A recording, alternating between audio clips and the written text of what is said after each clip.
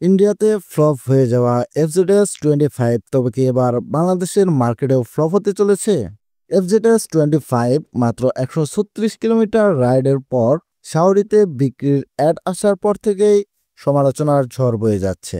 যদিও বা বাইকটি শুরু থেকেই ইন্ডিয়াতে ফ্লপ এবং বাংলাদেশে ওভারপ্রাইস হিসেবে সমালোচিত। তো hello viewers, welcome to bike lover of Bangladesh and welcome to another new video. আজকে আমরা কথা বলবো ইয়ামাহা FZS-25 বাইকটি কেন এত ট্রলের শিকার এবং কেন এই বাইকটি ফ্লপ সে বিষয় নিয়ে। এবং এসিআই লাভারদের কাছে আমার একটি প্রশ্ন থাকবে যার উত্তর আমি এখনও কারো কাছ থেকে পাইনি। তো মেইনলি FZS-25 এই বাইকটিতে ইঞ্জিন হিসেবে ইউজ করা হয়েছে 249 সিসি এর 1 cylinder 4 stroke air cooled engine. অনেকেই বলতে পারেন ভাই এটা তো অয়েল কুলড ইঞ্জিন। আরে না ভাই, এটা হচ্ছে অ্যাসিস্ট অয়েল কুলড ইঞ্জিন। যেখানে অয়েল কুলডই প্রপার কুলিং সিস্টেম নয়, সেখানে অ্যাসিস্ট অয়েল কুলড কতটা কাজের সেটা বুঝতে বিজ্ঞানী হওয়া লাগে না। বাইকটির max power 20.52 bhp at 8000 rpm এবং maximum torque 20.01 newton metre at 6000 rpm, যার ফলে এটাকে এফজেড সিরিজের নতুন কচ্ছপ বলেই সম্বোধন করেছে সবাই। আর এটা স্বাভাবিকই, কারণ তারা 150 সিসিতে 125 সিসি এর পাওয়ার দিয়েছে, এখন 250 সিসিতে 160 সিসির পাওয়ার দিয়েছে। যদিও বা তারা বাইকে কোথাও লেখেনি যে এটি কত সিসি।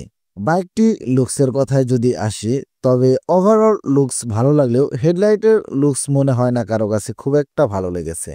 এরপর যদি মিটারের কথায় আসি, তাহলে এইখানে তারা পুরনো সেই FZS ভার্সন 3 এর মিটার দিয়ে কাজ চালাইয়া দিছে, যেখানে তাদের কম্পিটিটররা TFT ইনস্ট্রুমেন্ট কনসোল দিয়েছে, লিকুইড কুলড ইঞ্জিন দিয়েছে, USD সাসপেনশন দিয়েছে, যার কোনোটাই FZS-25 এর নেই। সব দিক থেকে পিছিয়ে থাকলেও এসিআই এর একটা দিকে সবসময় এগিয়ে থাকে, সেটা হচ্ছে বাইকারদের পকেট কাটায়। এবার লাল ভাইরা বলবেন অন্য কোম্পানির সাথে ইয়ামাহার তুলনা হয় না।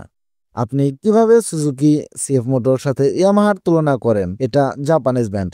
আরে ভাই, সুজুকিও জাপানিজ ব্র্যান্ড এবং ইউরোপ চায়নার বাজারে টিকে থাকার জন্য ইয়ামাহা CF মোটরের সাথেই কাজ করেছে। কারো চাইতে কেউ কোনো অংশে কম নয়। এতদিন অপশন ছিল না, মানুষ বাধ্য হয়েই এই বাইকগুলো কিনতো, কারণ পকেট কাটা দামে বাইক এসিআই বিক্রি করলেও ইয়ামাহার বাইকগুলো কিন্তু সত্যি অনেক ভালো। কিন্তু সেটা ততক্ষণই ভালো যতক্ষণ সেটা ভ্যালু ফর মানি হয়।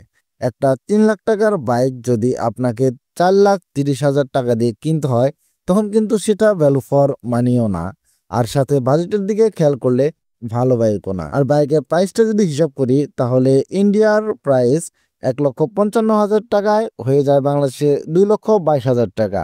যদি এর সাথে 52% ভ্যাট যুক্ত করা হয়, তাহলে 3,30,000 টাকা হয়। সেক্ষেত্রে শুধু ইয়ামাহাই নয়, সুজুকিও অনেক বেশি প্রফিট করে। হিসেবটা যদি সঠিকভাবে মেলাতে চান, তাহলে সেক্ষেত্রে N250 এর প্রাইজের সাথে কম্পেয়ার করে দেখতে পারেন, তারপর বুঝতে পারবেন প্রাইস কতটা বেশি রাখা হয়।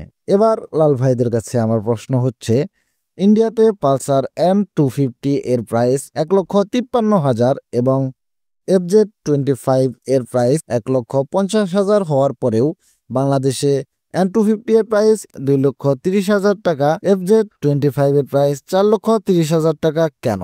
আমি এখানে কোন ব্র্যান্ড কোন বেশি বা কোন বাইকে কমফোর্ট বেশি এটা বলিনি, আমি শুধু টাকার হিসাব করেছি। আশা করি আমার হিসেবটা ক্লিয়ার করবেন। তো বন্ধুরা, আজকের ভিডিওটি এই পর্যন্তই।